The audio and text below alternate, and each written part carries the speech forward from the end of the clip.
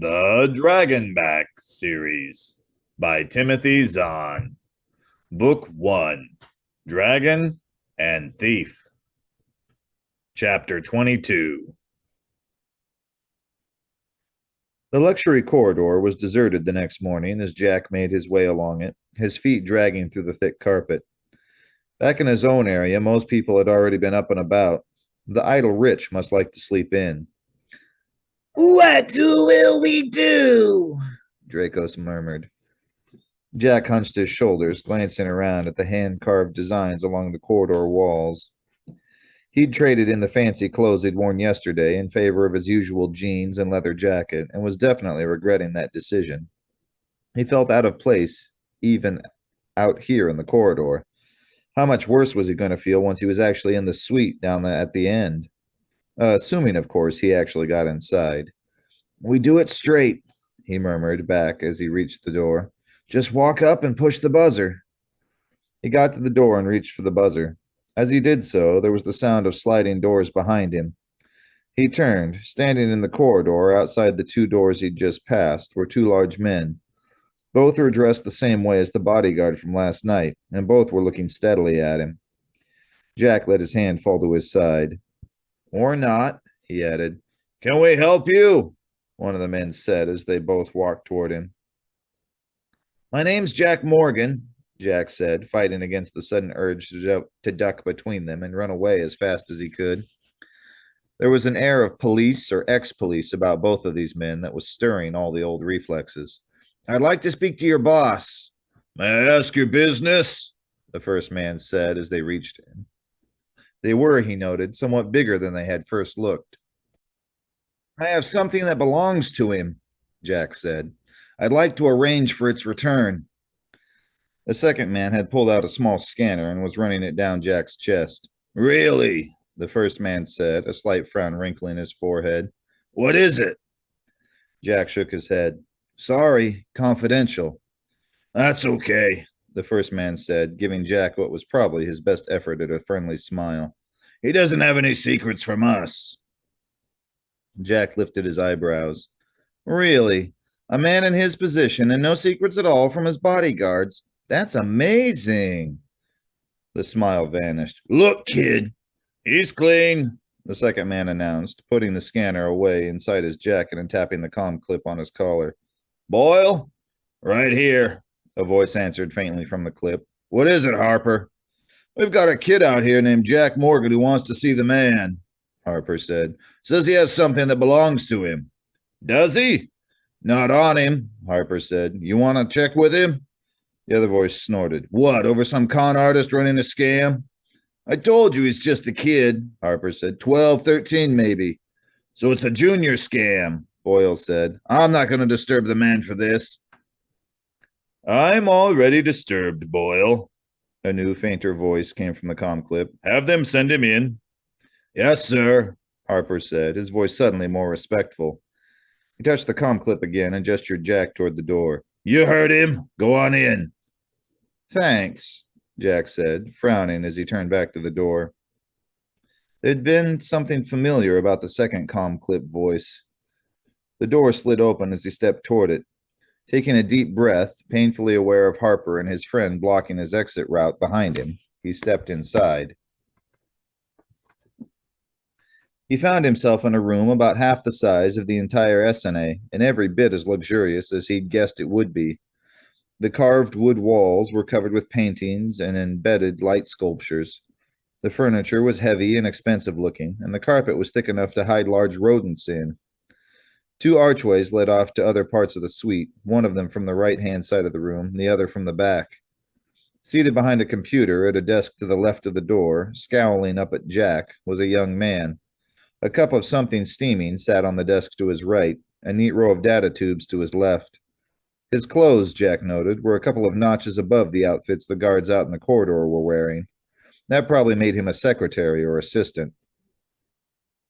On the other side of the door sat another bodyguard type. Unlike the men outside, this one had his jacket off, showing the shoulder holster he was wearing under his left arm. He was pretending to read a newspaper, but Jack could tell that was just an act. One suspicious move on Jack's part, and that gun could be out of its holster in half a heartbeat. Mr. Morgan? The secretary type demanded. His voice, Jack noted, was the one that had first answered the guard outside. Yes, Jack said, turning to face him. You must be Mr. Boyle. This had better be important, kid, Boyle growled. And if you try to swing some gribble on me, you're going to regret it. What's so funny? Sorry, Jack apologized, wiping away his smile. It's just amusing when one of you corporate types tries to use street slang. Boyle scowled a little harder. So what's this about? Jack shook his head. Like I told your friends outside, I need to talk directly to your boss. Not a chance, Boyle said. You tell me. If I think it's worth his time, I'll tell him about it. Jack crossed his arms. His merchandise, he said flatly. His ear, or he doesn't get it back. Boyle stood up, leaning his palms on the desktop and looking Jack straight in the eye. Last chance, he warned. Jack hesitated. Maybe he shouldn't expect to get in this easily. No one here knew him after all. I'll tell you this much, he said. It has to do with the number 407662. Tell him that and see if he wants to see me. Boyle's lips pressed together in a thin line. And what's that supposed to mean? He'll know, Jack assured him. No one else needs to. Boyle's gaze shifted over Jack's shoulder to the bodyguard. Vance, toss him out. Just a moment. Another voice came from the back archway. It was the second voice Jack had heard over Harper's comm clip. He turned. The man standing in the archway was fully dressed in a casual but expensive suit. No sleeping in late for him, obviously. His face was in shadow, but there was enough light coming from the room behind him to show that his brown hair had streaks of white in it. An old man, then, the sort who would have had a lifetime to build up a business empire of his own. Exactly the sort of person Cornelius Braxton might be trying to take down. I'm here, Mr. Morgan, the old man said. You have 1 minute to make your point. Jack took a deep breath. This was it. And I'll be brief, he said. I believe that Cornelius Braxton of Braxton Universes is making a move against you. A scheme that involves the cylinder you think you've got locked away in box 125 in the purser's safe. The man's head cocked slightly to the side. That I think I have locked away? Yes, sir, Jack said. The one in there is a duplicate. I have the original. That's ridiculous, Boyle insisted. Carpenter checked it just last night. That will be all, Boyle, the old man said. His voice was calm but cool, not giving anything away. Jack wished he could see the expression on his face. Are you telling me you took it, Mr. Morgan, in and out of the purser's safe without being caught? Well, I had some help, Jack admitted, and I didn't want to do it at all. Braxton blackmailed me into the job. How? His men tried to frame me for theft, Jack said. When that didn't work, they upped the ante and framed me for murder. Look, the point is, I've got the cylinder and I want to give it back. After all the trouble to steal it, why? That whole conversation with Dracos flashed through Jack's mind. Warrior ethics, looking out for yourself, doing what was right simply because it was right. It seemed way too complicated to go into here in the middle of Crust Central. Besides, Jack wasn't sure himself anymore why he was doing this. Because whatever's going on, Braxton is up to something underhanded, he said, settling for the easiest of the possible answers. I don't think you should get away with it, that's all. An interesting story, the man said. Stirring, he stepped forward out of the shadow of the archway, and Jack got his first clear look at his face. He was old, all right, maybe even 50. His face had some lines and a few wrinkles, a lot of them set around his sparkling blue eyes. The white-streaked brown hair Jack had already noted was matched by a neatly trimmed and well-speckled brown beard. And like the voice, the face seemed oddly familiar. Jack frowned, trying to remember where he'd seen it before. The news sheets? Television? The video nets? There's only one small problem with it, the old man continued, still walking toward Jack. Suddenly, like a crack of thunder in the back of Jack's head, it clicked. And as it did, his whole theory of what was going on here shattered into 1,000 pieces. Because you see, the old man said, I am Cornelius Braxton.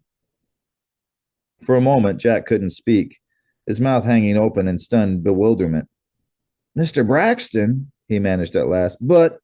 I see you do recognize me, Braxton said. Now, do you wish to continue your story, or shall I have Vance throw you out? Jack shook his head, trying to get his brain to stop spinning. What in the name of vacuum sealant was going on? I'm sorry, Mr. Braxton, he said, but I'm very confused here. That phony theft, the one I told you they first tried to frame me for, that was with a Braxton Universalis cargo on Vagran. My cargoes travel all over the Orion Arm, Braxton reminded him. You need more than that. And then they took me aboard a Braxton Universalis ship, Jack said. The Advocatus Diable. The guy aboard...